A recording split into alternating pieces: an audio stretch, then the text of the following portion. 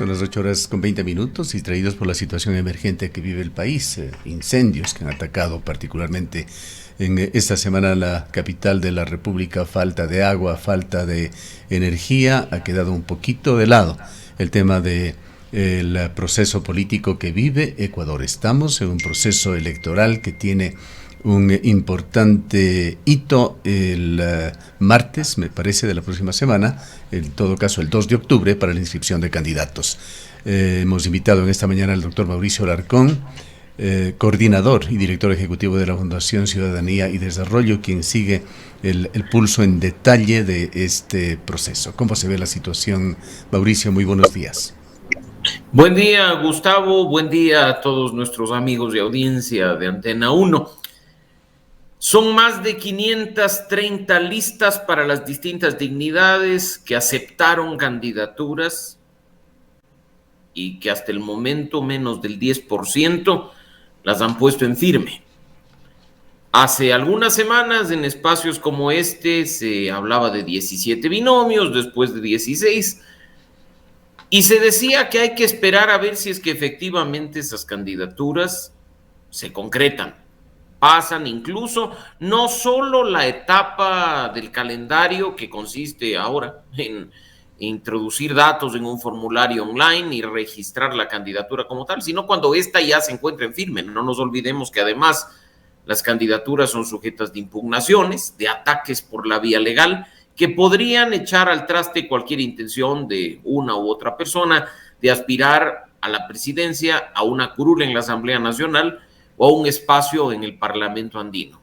Como pintan las circunstancias, como corren los tiempos, creo que la respuesta definitiva, con suerte, la tendremos en diciembre de este año, de cara a lo que será ya la campaña y la primera vuelta durante los 2 primeros meses de 2025. Más allá, Gustavo, de lo que tú ya has señalado, de cómo la coyuntura se ha comido buena parte del proceso electoral, obviamente por una situación de emergencia, no solo en Quito, sino en la provincia de Azuay, en la provincia de Loja e incluso en la provincia de Guayas. Creo que no hay que perder de vista estos detalles porque la gran responsabilidad de la gestión pública frente a emergencias como estas recae en esos políticos que incluso a veces dejan para última hora el proceso de registro de sus candidaturas. Como ve la inscripción de Daniel Noboa, se suponía que lo iban a hacer en forma personal el día de hoy, pero ayer se anunció ya a través de las redes sociales esta inscripción que la habrán hecho en línea. Firma la carta que ha publicado Daniel Noboa, señalando, eso sí, tengan por seguro que su presidente prefiere estar muerto antes que rendido ante el mal. Bueno, y propaganda y fotitos y cuestiones que constan en las cuentas de redes sociales. Prefiero no hacer alusión a ello de forma directa, sino al hecho de que tenemos un presidente candidato que en este momento opta por una elección de 4 años, no es una reelección bajo los parámetros de la Corte Constitucional, pero no por ello está eximido de solicitar licencia para hacer campaña bajo lo que establece el Código de la Democracia. Un presidente que quizá tuvo un poco de cargo de conciencia de hacer un acto de masas o habrá medido quizá el impacto de hacerlo en una condición emergente como la que está atravesando la ciudad de Quito, ¿no? Así es que, bueno, si es cuestión de que un candidato firme un formulario, pues que lo hagan todos, que lo hagan online y que procedan como corresponde. Lo cierto es que en este momento, hasta donde se sabe, hay 2 binomios presidenciales registrados oficialmente, el del señor Tabaqui con la señora Sacancela por parte de Creo, y el del señor Noboa con la señora Pinto por parte de ADN.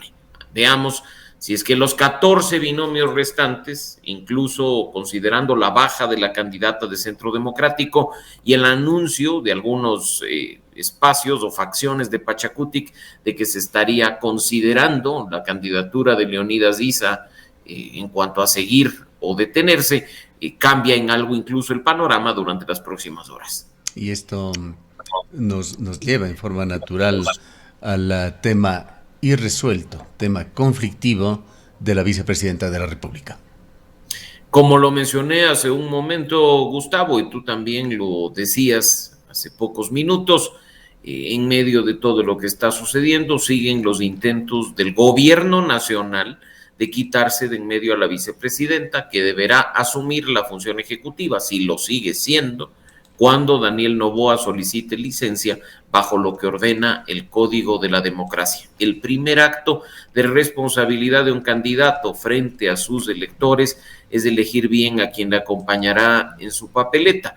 Creo que en este caso, como ya se ha señalado en ocasiones anteriores, Noboa no estaba ni consciente ni seguro de un posible triunfo, así es que metió como binomio a cualquier persona, ni siquiera comparte los más mínimos puntos de ideología o de plan de gobierno, pero sorpresa, al ganar se encontró con que ahí tenía algo que le fastidiaba, le molestaba y que tenía que quitarse de en medio. Los intentos, como tú has visto, van desde las acciones frente al Tribunal Contencioso Electoral, usando y abusando la figura de lado y lado, por supuesto, de la violencia política de género, o incluso utilizando terceras personas, aspectos vinculados a una campaña anterior, precisamente en tu ciudad, en la que la señora Abad, si mal no recuerdo, quedó última en el proceso electoral, hasta temas como modificar un acuerdo ministerial para viabilizar que servidores públicos sean también aquellos dignatarios de elección popular cuyo proceso de destitución está establecido en la Constitución, como por vía de un sumario administrativo. Veamos también qué ocurre con eso, pues la señora Abad ha planteado una acción de protección cuya audiencia se ventiló en estos días. Y finalmente, esto que estamos escuchando, tratar nuevamente de torpedear mediante una filtración de información que según el hijo de la señora Abad es falsa, habrá que verla, y en la que han caído varios medios de comunicación que no han tenido rigor periodístico en cuanto a la verificación y la contrastación de la información entregada, sino que para darle inmediatez de impacto al asunto han salido a publicar definitivamente hasta el momento cualquier cosa.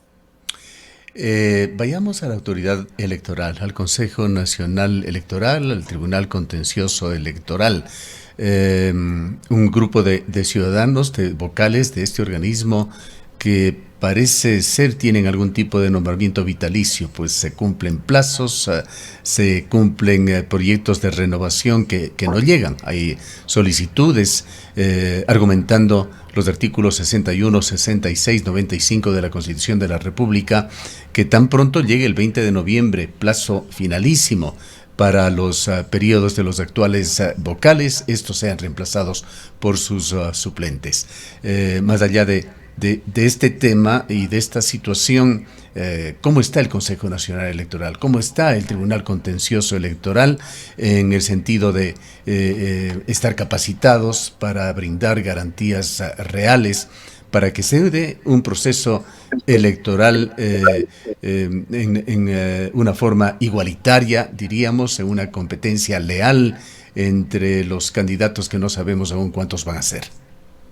Gustavo, te diría que las capacidades no han cambiado. La integración tanto del CNE como del contencioso electoral sigue siendo la misma. Son las personas que han manejado procesos electorales anteriores con relativo éxito, con relativo resultado positivo. No faltan, por supuesto, las denuncias de que no son los votos, de que no se ha contado, pero incluso bajo las observaciones de misiones internacionales como las de la OEA y de otros organismos, eso definitivamente no ha ocurrido. Ahora, partamos de lo que tú decías.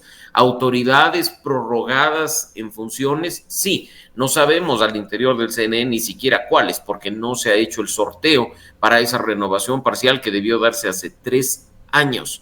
En este momento ya, de cara al mes de noviembre, los 5 sin renovación parcial han cumplido un ciclo completo, un periodo completo. El concurso que lleva a cabo el Consejo de Participación Ciudadana, desastroso para variar, sin resultados, un concurso torpedeado, manipulado, que no ha servido como tantos otros que han estado a cargo de esa nefasta institución, pero hay que tener en cuenta que lo que ha sido manifestado en medios de comunicación durante los últimos días de un posible reemplazo en manos de los suplentes no es sino producto de una carta de un miembro del Consejo de Participación al presidente de dicho organismo, que no hay nada resuelto al respecto. y que además ha generado, de momento diría yo, falsas expectativas en los miembros suplentes que ahora reclaman el derecho a ocupar el espacio entre noviembre y febrero, con lo terrible que incluso sería que el periodo de los suplentes termine 2 días antes, si no estoy mal, de que se realice el proceso electoral. Uno debería simplemente en este caso, aunque resulte doloroso frente a tanta inestabilidad institucional, darse cuenta que en múltiples ocasiones la Procuraduría General del Estado ya ha mencionado en casos muy similares, los de la Corte Nacional de Justicia, los de autoridades locales e incluso instituciones que se renuevan en su integración mediante concursos públicos a cargo del Consejo de Participación, que hasta no ser legalmente reemplazadas. Esto no implica la activación de los suplentes, simplemente continúan en funciones. No nos sorprenda, Gustavo, que frente a esos pronunciamientos de la Procuraduría, los miembros del actual Consejo Nacional Electoral y del Tribunal Contencioso Electoral sigan en funciones incluso después de la segunda vuelta que está prevista para abril del 2025. Todo por culpa de la ineptitud y la ineficacia de un Consejo de Participación Ciudadana que no ha sabido hacer su trabajo, no solo durante esta última integración, sino durante los últimos 15 años que ha venido existiendo. Basándonos justamente en esta experiencia histórica, así como en la coyuntura actual de el país desde el punto de vista político, fundamentalmente, ¿qué se puede esperar de estos organismos en cuanto a un control efectivo de campaña anticipada, de gasto electoral, de uso de bienes públicos? Muy poco, Gustavo, y quiero yo partir de un tema que creo que es fundamental. La mayoría de señalamientos cae en el Consejo Nacional Electoral por el simple hecho de ser responsable de vigilar estos temas, pero sí hay que tener en cuenta, por ejemplo, las serias limitaciones presupuestarias, humanas, técnicas y materiales que dicha institución tiene. No nos olvidemos que en cada proceso electoral presupuestan una cantidad y después tienen que ir a mendigar los recursos en el Ministerio de Economía y Finanzas y tienen que estar viendo qué pueden hacer con la plata que les dan, cuáles son los mínimos deseables, con lo cual la capacidad para controlar precampaña, para controlar financiamiento de la política, para controlar que los candidatos no incurran en infracciones bajo lo que establece el Código de la Democracia es mínima, muy, muy limitada, y las consecuencias son las que hemos visto: impunidad en cuanto al accionar de los sujetos políticos. ¿Cuántas veces hemos visto candidatos sancionados por dar regalos de aquellos que están prohibidos en el Código de la Democracia, Gustavo? ¿O cuántos candidatos hemos visto sancionados de forma oportuna por excederse en el gasto electoral o por tener sospechas de financiamiento ilícito en sus campañas? Muy pocos, probablemente se cuentan con los dedos de una mano. Y además hay que considerar otro tema que está en el Código de la Democracia y que no ha funcionado hasta este momento. Esperemos que funcione como se ha anticipado ya para este proceso electoral: la interoperabilidad de datos entre instituciones. Porque no puede ser que el Consejo Nacional Electoral haga un requerimiento al SRI o a la UAFE para ver que el financiamiento de la campaña de X candidato sea lícito y se demoren 3, 6 o hasta 9 meses en contestarle a la propia institución a cargo del proceso. Eso es inaudito y absurdo. Entonces, en un contexto de impunidad como ese, que no es mera responsabilidad del Consejo Nacional Electoral, termina siendo pues la oportunidad perfecta para que los políticos irresponsables sigan haciendo de las suyas. ¿Y qué decir sobre ese proyecto ya en marcha de Daniel Noboa, de terminar con el financiamiento de la actividad de partidos políticos con dineros públicos, con dineros de los contribuyentes? Mira, nosotros, Gustavo, siempre hemos dicho que el dinero de los ecuatorianos no debería servir para financiar aventuras electorales de nadie, así es que probablemente haya coincidencia en que varios son los aspectos positivos de lo planteado por Noboa, pero esto tiene que ser visto de forma integral y no simplemente como una reforma parche de quíteme la coma, póngame la coma, quíteme la palabra y solucionado el tema. El perverso sistema del funcionamiento de la política que está en vigencia desde que la Constitución de Montecristi entró en rigor octubre de 2008, tiene que ser reformado. Y si pues hay sectores que dicen que sí es necesario continuar con un sistema mixto de financiamiento de la política en el que también haya recursos públicos, ¿por qué no mirar a experiencias exitosas como las de Chile en nuestra región o Alemania en Europa?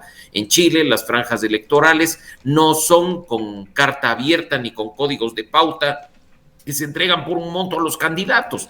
Son espacios otorgados por un consejo de televisión, un consejo de radio, para que en la misma franja todos los candidatos durante un tiempo que se les divide por partes iguales puedan decir sus propuestas, sus jingles de campaña, sus eslogans o lo que quieran, pero no con chequera abierta que la pagan los ecuatorianos. O si queremos también ver lo que sucede en Alemania, donde no se les da por anticipado los recursos, sino que incluso para evitar que no se cumplan las condiciones de la devolución para aquellos aventureros por los que ni siquiera vota su familia, se hace una liquidación en función de los resultados obtenidos. Y yo creo que eso sería más sensato si tomamos, por ejemplo, lo sucedido en la campaña presidencial de 2021, donde los candidatos presidenciales, Gustavo, recibieron en cifras gruesas $300,000.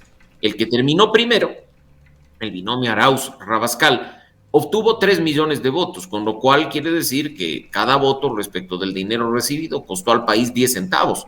Pero el que quedó último, el exprefecto de la SUAY, Paul Carrasco, en binomio con el señor Vargas, recibieron menos de 20,000 votos, con lo cual quiere decir que los ecuatorianos pagamos más de $15 por cada voto obtenido. ¿Por qué no ir entonces, si se quiere mantener alguna suerte de financiamiento público, a la liquidación post-campaña? Bueno, les vamos a reconocer 10 centavos por cada voto recibido. Así creo que aquellos que van a obtener 15,000 o 20,000 votos se lo pensarían bien, porque a duras penas recibirían 1,500 o $2,000, no los 300,000 que por anticipado reciben. Pero seguirán en estas elecciones, en este proceso electoral 2025, actuando esos partidos y movimientos de alquiler, entre otros, este de Jimmy Jairala, el del hermano de Lenín Moreno, el del señor Espinel, que creo que sigue todavía en la cárcel, el de Paul Carrasco, que lo ha mencionado usted, el de Avanza del señor González, que se encuentra en Perú.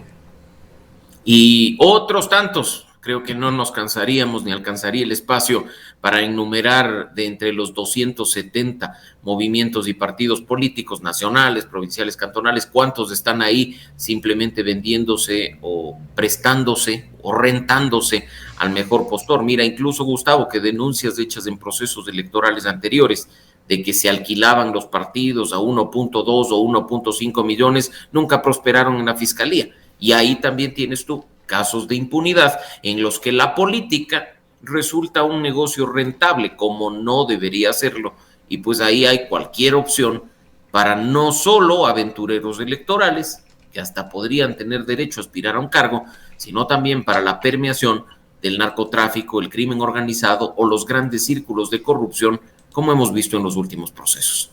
Bien. Para finalizar, Mauricio, si podríamos hacer una brevísima reseña, una visión a futuro de qué fase se inicia este próximo día, jueves 3 de octubre, una vez que tengamos claro el panorama de inscripciones. Bueno, como ya lo hemos mencionado, aún le queda tiempo, Gustavo, a los más de 500 candidatos en cuanto a binomios, listas para la Asamblea en sus distintas formas y también listas para el Parlamento andino para registrarse, para llenar ese formulario online y seguir funcionando. Ahora, estos asuntos de lo que significa el registro abren la posibilidad ya de que se presenten impugnaciones, se revisen el cumplimiento de requisitos y se deje eso en firme. Etapas dentro del proceso electoral que no necesariamente tienen que ver con candidatos se activan próximamente. El armado de las juntas receptoras del voto, la capacitación obviamente a quienes van a estar ese día atendiéndonos en las mesas, contando los votos.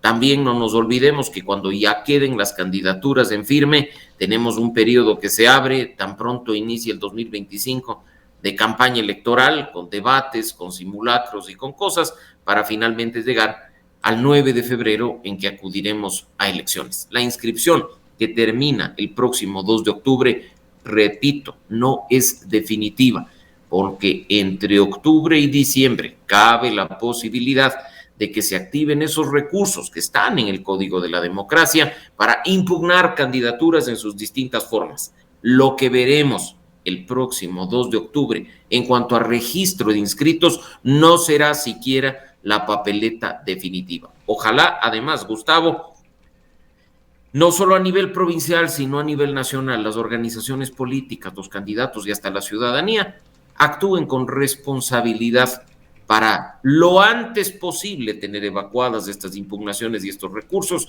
y no tener, como ha sucedido en ocasiones anteriores, hasta el último minuto, la incertidumbre de prender la impresora para las papeletas, poniendo en riesgo esa elección del próximo 9 de febrero. Bien, muchísimas gracias a Mauricio y un feliz fin de semana. Muchas gracias, Gustavo. Un abrazo para ti, para la audiencia de Antena 1 y un buen fin de semana para ustedes. Declaraciones del doctor Mauricio Alarcón, él es coordinador y director ejecutivo de la Fundación Ciudadanía y Desarrollo. Son las 8:41 minutos.